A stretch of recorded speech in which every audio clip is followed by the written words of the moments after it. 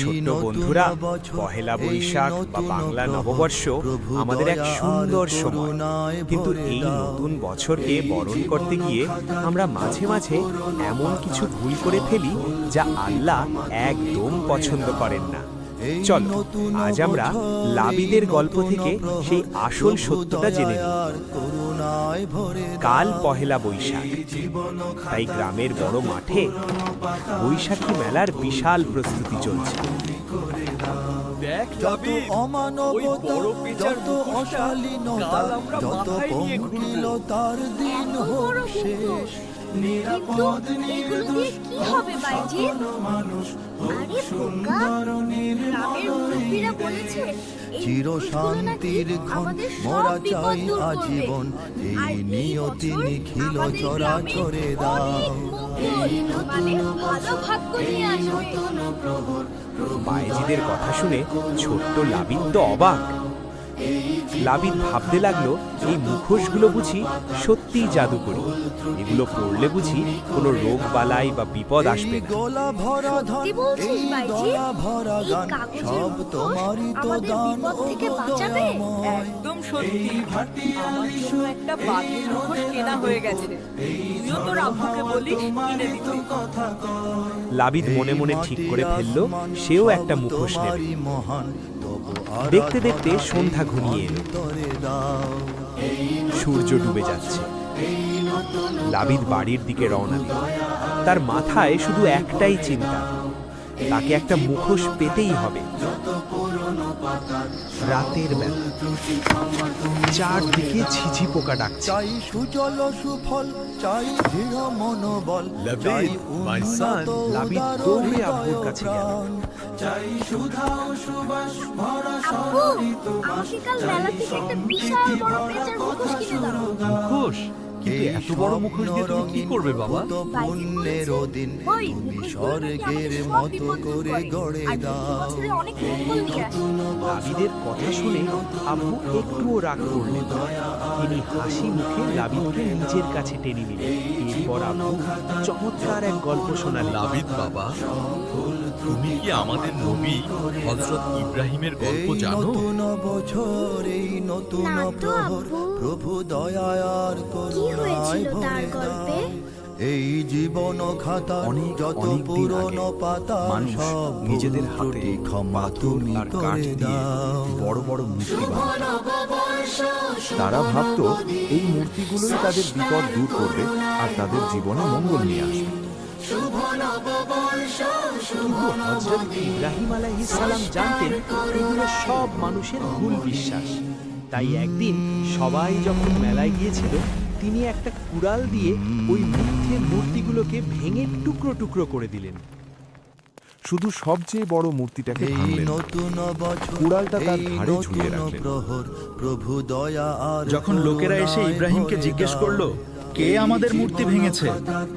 ইব্রাহিম আলাইহিস সালাম বললেন, ওই বড় মূর্তিটাকে জিজ্ঞেস করো, কুড়াল তো ওর ঘাড়ে।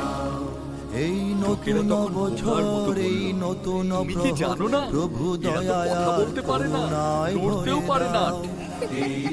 তখন ইব্রাহিম আলাইহিস সালাম তাদের সেই মহামূল্যবান কথাটা বললেন, যে জিনিস নিজেকেই রক্ষা করতে পারে না, তারা তোমাদের কিভাবে বিপদ থেকে বাঁচাবে? সব মঙ্গল তো শুধু এক আল্লাহর হাতে। আব্বুর এই দারুণ লজিক শুনে লাবিদ একটু একটু বুঝতে শুরু করল। কিন্তু মেলার ওই বিশাল রঙিন কাগজের মুখোশগুলোর প্রতি তার আকর্ষণ তখনও একটু রয়েই গিয়েছিল। যে জিনিস মানুষ কাগজ আর বাঁশ দিয়ে বানিয়েছে, তা আমাদের ভাগ্য কিভাবে বদলাবে বাবা? চলো এবার ঘুমিয়ে পড়ো। বৈশাখী মেলায় গ্রাম বাংলার ঐতিহ্য আর আনন্দের কোনো কমতি নেই। চারদিকে মাটির হাড়ি, রং বেরঙের খেলনা আর বাঁশির সুর। আর মেলার সবচেয়ে মজার জিনিস হলো গরম গরম জিলাপি। এই গলা ভরা ধান, পরদিন সকালে প্রকৃতির রূপ হঠাৎ পাল্টে গেল। দান ও গো দয়াময়। হঠাৎ করেই চারদিক ঘুটঘুটে অন্ধকার হয়ে গেল। আকাশে বিশাল কালো মেঘ জ্বলতে শুরু করল। শোঁ শোঁ বাতাসে বাঁশবাগান আর বড় বড় গাছগুলো মাটিতে লুটিয়ে পড়ার উপক্রম করল। আকাশ ছিঁড়ে শুরু হলো কালবৈশাখীর প্রচণ্ড তাণ্ডব। লাবিদ ও বায়েজিদ জানালার কাঁচ দিয়ে বাইরে তাকিয়ে দেখল মেলার সেই বিশাল মঙ্গল আনা পেঁচা আর বাঘের মুখোশগুলো বাতাসে খড়কুটোর মতো কাঁপছে। মুষলধারে বৃষ্টি নামল গ্রাম বাংলার বুকে। টিনের চালে বৃষ্টির শব্দ যেন প্রকৃতির এক ভয়ঙ্কর হুঙ্কার। কাগজের তৈরি সেই মুখোশগুলো বৃষ্টির পানিতে ভিজে গলে কাদায় মিশে যেতে লাগল। বিকট শব্দে বাজ পড়ল আর বাঁশের ফ্রেম ভেঙে মুখোশগুলো বাতাসে উড়ে গেল। কাগজের মুখোশগুলো বাতাসে খড়কুটোর মতো উড়ে যাচ্ছে। যে মুখোশগুলো মানুষের মঙ্গল করবে বলে সবাই ভেবেছিল, তারা নিজেদেরকেই বাঁচাতে পারল না। লাবিদ ও সাদ জানালার কাঁচ দিয়ে এই দৃশ্য দেখে একদম স্তব্ধ হয়ে গেল। জানালার বাইরে ঝড়ের তাণ্ডব চলছে। হায় হায় লাবিদ, আমাদের মঙ্গল মুখোশ তো ভেঙে গেল। এখন তো আমাদের গ্রামে অনেক বিপদ আসবে। লাবিদ জানালার বাইরে কাদার মধ্যে পড়ে থাকা গলা কাগজের মুখোশটার দিকে তাকায়। হঠাৎ তার আব্বুর বলা ইব্রাহিম আলাইহিস সালামের সেই মহামূল্যবান কথাটি মনে পড়ে যায়। ভয় পাস না, ওই মুখোশগুলো তো এক ফোঁটা বৃষ্টি আর বাতাস থেকে নিজেদেরকেই বাঁচাতে পারলো না।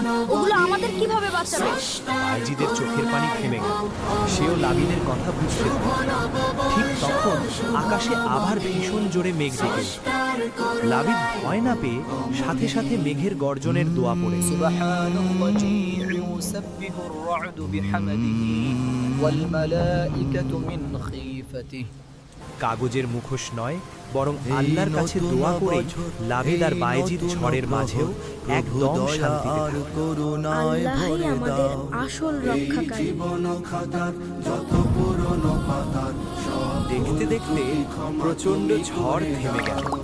এই নতুন বছর, এই গাছের সবুজ পাতা থেকে বৃষ্টির পানি টুপ করে ঝরছে। আকাশে ফুটে উঠল বিশাল এক সতেজ রংধনু। মেলার সেই বিশাল পেঁচা আর বাঘের মুখোশগুলো কাদায় মিশে একদম নষ্ট হয়ে গেছে। কিন্তু তাতে লাবিদ আর বায়েজিদের মনে কোনো দুঃখ নেই। তারা বুঝে গেছে ওসব ছিল শুধুই মিথ্যা বিশ্বাস। ঝড় বৃষ্টির পর আম্মু রান্নাঘরে দারুণ এক আয়োজন করেছে। শান্তির ক্ষণ মোরা চাই আজীবন। গরম গরম ধোঁয়া ওঠা ভুনা খিচুড়ি আর মচমচে ডিম ভাজা। লাবিদ, বায়েজিদ আর আব্বু একসাথে ডাইনিং টেবিলে খেতে বসেছে। বাইজিদ, তুই তো কালকের মেলায় পান্তা ইলিশ খাবি বলেছিলি, এখন তো মেলাই ভেঙে গেল। শিরকের মেলায় গিয়ে পান্তা খাওয়ার চেয়ে আল্লাহর রহমতের বৃষ্টির পর এই গরম খিচুড়ি খাওয়া লাখ গুণ ভালো। কোনো মুখোশ বা মূর্তিতে আমাদের কোনো আনন্দ নেই। আমাদের আনন্দ হলো আল্লাহর দেওয়া এই হালাল রিজিকে। এরপর সবাই একসাথে বিসমিল্লাহ বলে হাসি মুখে খাবার খেতে শুরু করল। তোমারই মহান তব আরাধনা ছোট্ট এই বন্ধুরা, অন্তরে আজকের দাও। গল্পটা তোমাদের কেমন লাগলো? তোমরাও যদি লাবিদ আর বাইজিদের মতো এমন সুন্দর সুন্দর গল্প শুনে সুপার মুসলিম হতে চাও, তাহলে এক্ষুনি আমাদের আলোকিত ইসলামিক কার্টুন চ্যানেলটি সাবস্ক্রাইব করে ফেলো।